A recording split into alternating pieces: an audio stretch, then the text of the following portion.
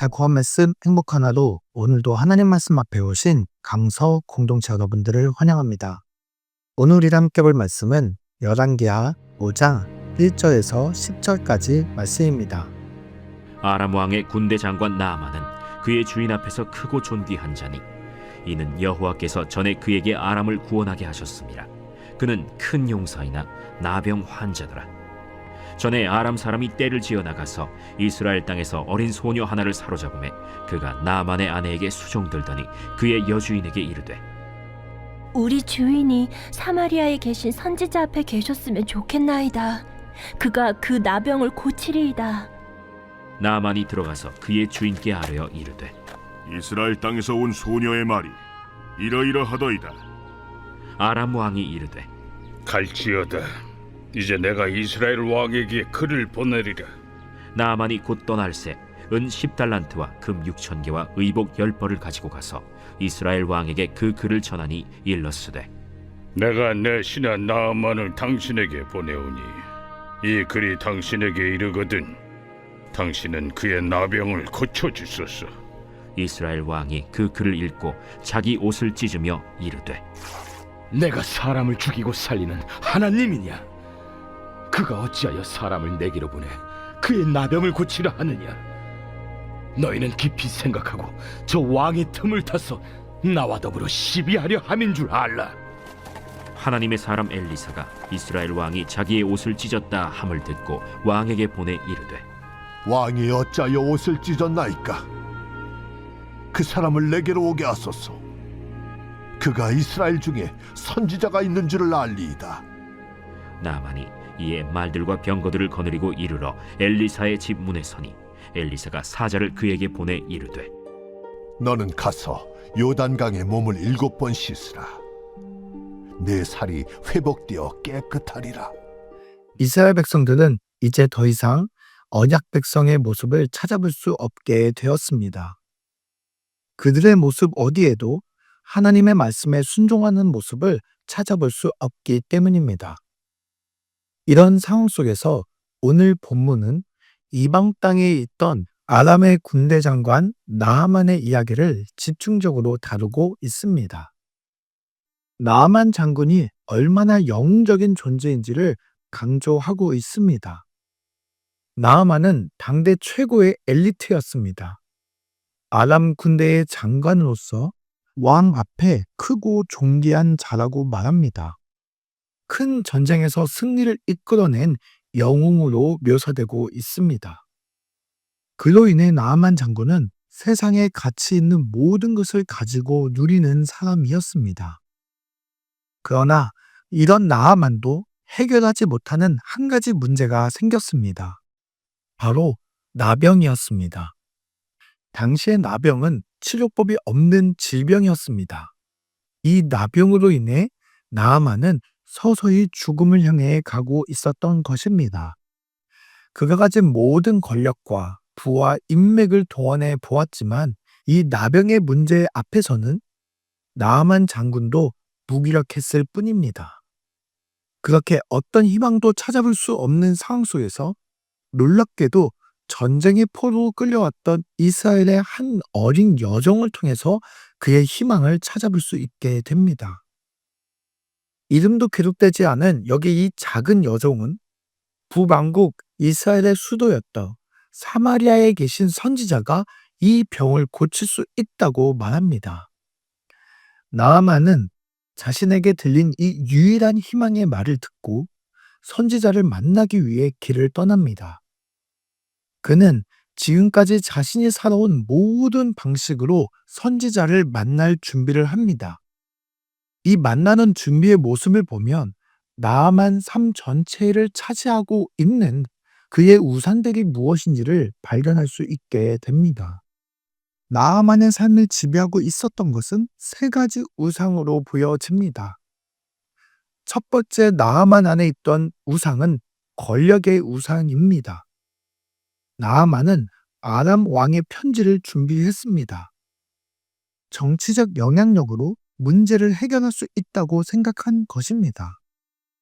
아람 왕의 권력이면 무엇이든지 해결할 수 있다고 판단했던 것이죠.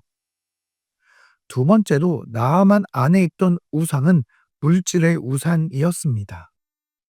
나아만은 은 10달란트와 금 6,000개와 의복 10벌을 가지고 갔습니다. 은 340kg, 금 68kg와 그리고 아주 고급스러운 옷을 준비하고 이처럼 엄청난 재물을 준비한다면 자신의 문제를 해결해 줄 것이라고 생각했습니다. 세 번째로 나아만 안에 있던 우상은 바로 힘의 우상입니다. 나아만은 자신이 그동안 이끌었던 병거와 군대를 대동하고 이스라엘을 향해 가는 모습을 보여줍니다. 그는 자신의 군사력과 자신이 줄 수 있는 위압감으로 자신의 뜻을 관철시키려고 했던 것으로 보여집니다. 그 군대의 위압감이 얼마나 컸는지 이스라엘의 왕이 나아만 장군이 오는 모습을 통해서 전쟁이 일어난 줄 알고 놀라 옷을 찢고 겁에 질 정도였습니다. 이처럼 나아만 안에 있었던 세 가지 우상, 권력과 물질과 힘은 나아만이 평생 의지해온 우상들이었습니다. 나아만은 이방인으로서 하나님과 상관없이 이 우상들에 의지하며 평생을 살아왔던 것이죠. 그러나 여기서 하나님의 백성이라고 불리던 이스라엘의 왕조차 하나님의 능력을 믿지 않고 의지하지 않는 모습을 보여줍니다. 포로로 끌려갔던 이름도 알려지지 않은 작은 여종에게 있었던 그 믿음조차도 찾아볼 수 없는 것이 이스라엘 땅에 하나님을 향한 믿음이었던 것이죠. 이제 이스라엘은 완전히 하나님을 잊어버렸고 이방인들과 똑같이 세상의 힘만을 의존하는 삶을 살고 있었던 것입니다. 이제 나아만이 엘리사의 집 문 앞에 도착합니다. 그는 자신의 주위에 맞는 화려한 환대와 적극적인 치유를 위한 노력을 기대하고 있습니다. 그러나 엘리사는 나와보지도 않고 사자를 통해서 그에게 이렇게 말을 합니다. 요단강에 가서 7번 몸을 담그라. 이 말을 들은 나아만은 내 땅에 물이 없어 여기까지 왔느냐라고 분노하며 자신의 기대와 생각, 자존심의 상처를 받아 너무나 화가 난 모습으로 이스라엘 땅을 떠나려고 합니다. 나아만의 내면의 우상과 하나님의 주권 앞에 순종하라는 명령이 정면으로 충돌하고 있는 모습입니다. 이때 다시 그의 종들이 나아만의 생각을 일깨워 줍니다. 나병이 낫는다면 이보다 더 힘든 일도 순종할 수 있지 않겠냐며 평생을 의지했던 우상들을 내려놓고 하나님께 순종해 볼 것을 권유하고 있는 것입니다. 이 말이 나아만의 마음을 움직였습니다.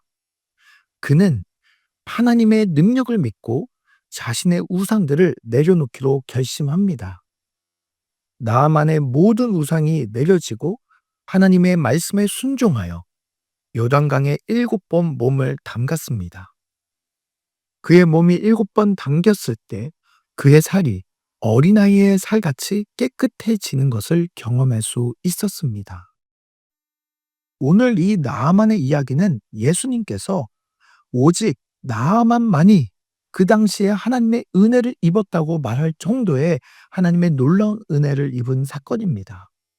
이것은 당시 하나님의 언약 백성인 이스라엘 백성들은 하나님과 상관없이 살고 있었습니다. 그래서 그들은 하나님의 은혜를 경험할 수 없었습니다. 그러나 오직 나아만만이 자신의 우상을 내려놓고 하나님께 순종함으로써 하나님의 은혜를 유일하게 경험했던 것입니다. 바로 우상을 버리고 하나님께 순종하는 것이 하나님의 은혜를 경험하는 유일한 방법인 것을 발견할 수 있습니다. 오늘 말씀 앞에 우리 스스로에게 이렇게 질문해 봅시다. 나만이 의지했던 우상들이 내 안에 있지는 않습니까?